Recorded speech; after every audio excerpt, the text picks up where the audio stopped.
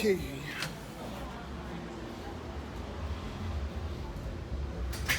All right, folks.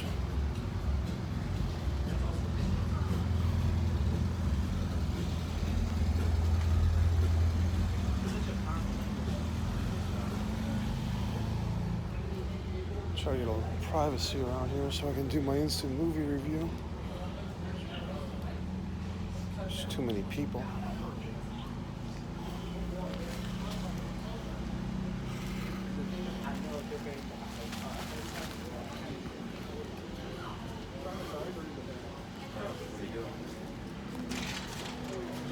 Okay, folks, I see some hooligans standing around my vehicle, which I don't particularly like.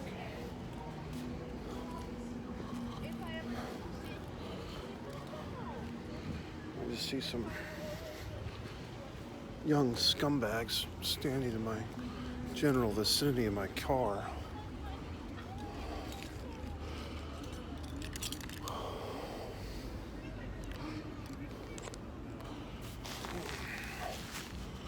So the movie I just saw was Fried Green Tomatoes. It was a comeback classic, which is interesting.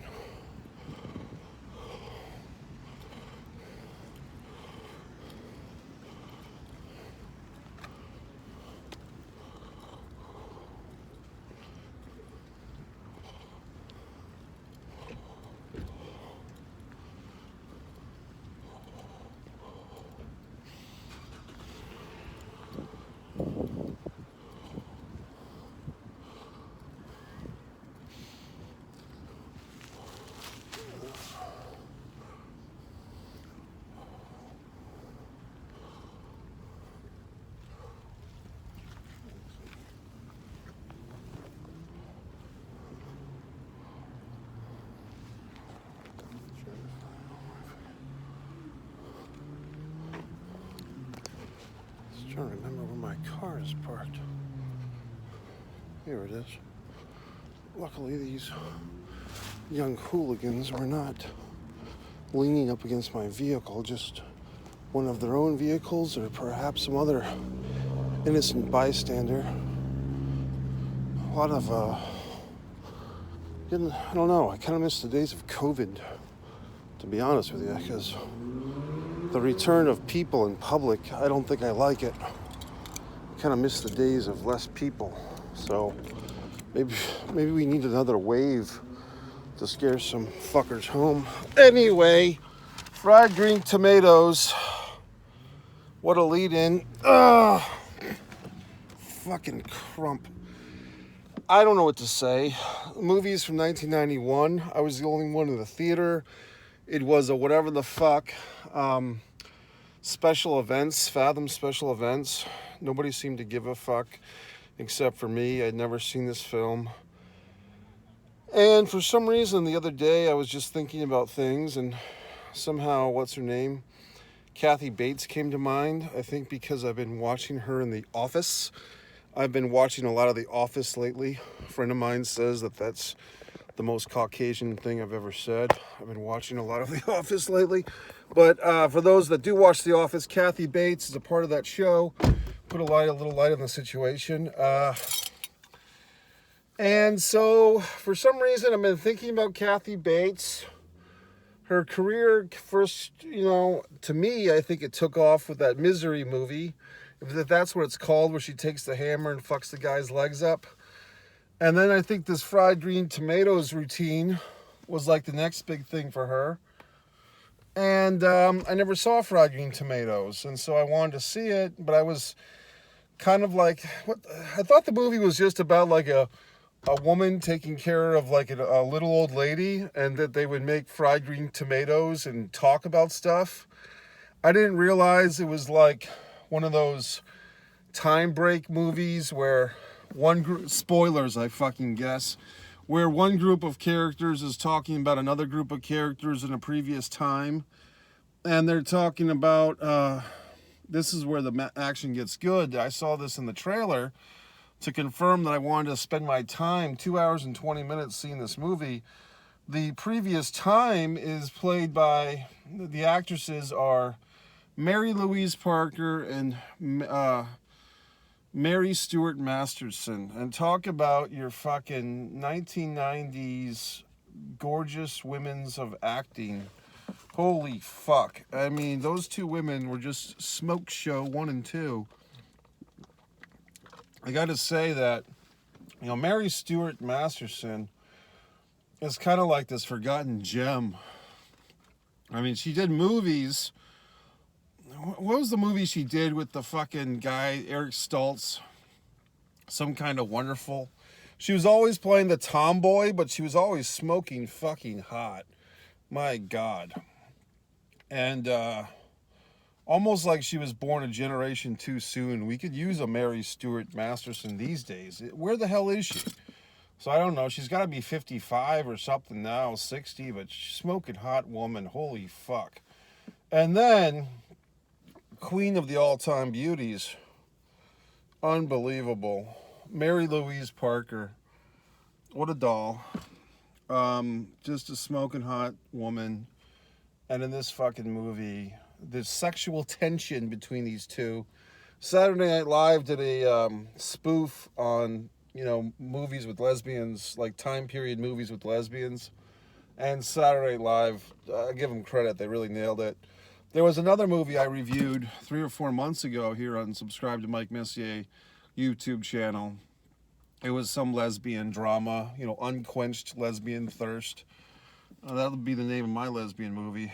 Actually, I've made a few lesbian movies. The Nature of the Flame, Pat and Matrice, Hail, Hail, Rock and Roll. You can enjoy all of those short lesbian-based films right here on the Mike Messier. Subscribe to Mike Messier YouTube channel. That was not a burp, by the way. That was just a reference. But fuck, I mean, for those of you who are not familiar with these women, or if you think that, you know, the women of today with their giant asses and their plastic faces and their silicone lips, if you think they're attractive, look at fucking this 1991 movie and look at Mary Stuart Masterson and fucking Mary Louise Parker. And I would put the two of them against fucking any Kardashian, any plastic-faced WWE diva, any silicone-lipped bitch. I would put those two women as far as pure beauty. Holy fuck. As far as the movie goes, it was okay. I mean, it was another movie where like 12 pounds of shit in a 10-pound bag. Here's the Unquenched Lesbian Thirst. Here's the Ku Klux Klan. Here's spousal abuse. Here's a guy getting his foot stuck in a train track. I mean, fuck. You had a lot of stuff in this movie. Then you had like, I'm saying like a lot today. I'm not happy with myself. You had this whole Kathy Bates thing of getting her foot, I was going to say Kathy Bates got her foot stuck in the train tracks. That was somebody else. But Kathy Bates is like the empowered 90s woman, like the empowered 90s housewife who's trying to jostle up her marriage for some excitement. And her husband just wants to watch baseball. And I don't know.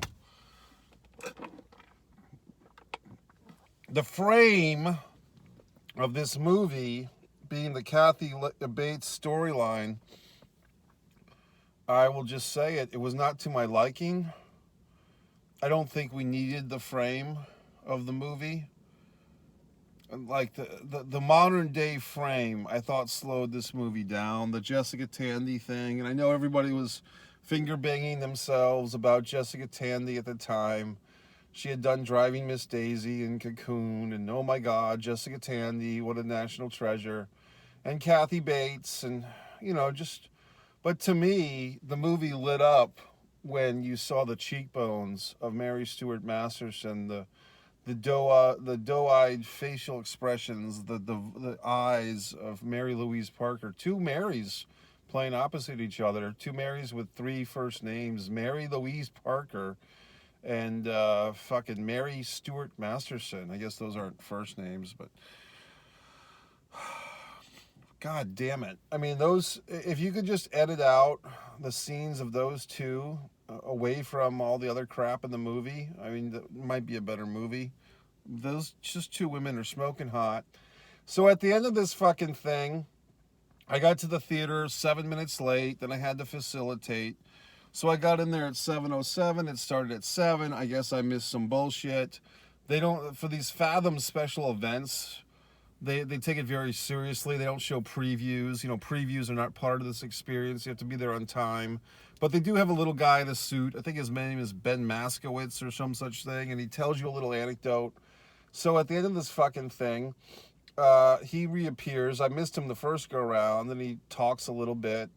And he said that Jessica Tandy had played Blanche Dubois in the original stage, or one of the early stage versions of, God damn it, what's the thing with the shirts, the tank tops, Stanley, and, you know, not Cat on a Hot Tin Roof, but Stella, and the tank top, and the you know, Marlon Brando and all that good stuff.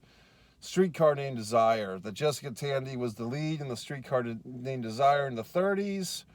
And here she was all the way in the 90s, and her film career really got a boost in 1985 with Cocoon, where she and her husband played part of the Cocoon people. If you've never seen Cocoon, I guess you can watch it. You don't have to. But fucking Christ. I mean, this movie, to me, it's just, I mean, what the fuck? This Mary Louise Parker, all she has to do is be on screen and just look at somebody. And it's like, holy fuck. This woman just screams sexuality. I mean, it's just one of the sexiest women of all time. I don't know if she's ever gotten her proper credit. Actually, she has. A lot of people think she's hot as fuck. Mary Louise Parker, that is. But she just has this look, like this simmering look, like a fucking soup on the fucking, just a boiling soup on low temperature at all times. And Mary Louise Parker, holy fuck. I don't know if I ever saw her in something like this. My goodness. For further lesbian viewing of an artsy type, I suggest you watch The Nature of the Flame, Pat and Matrice, something that I wrote but did not direct, and Hail Hail Rock and Roll, which I wrote but did not direct. But The Nature of the Flame, you can see real live actresses in it, blah blah blah. So Mike Messier YouTube channel continues to grow.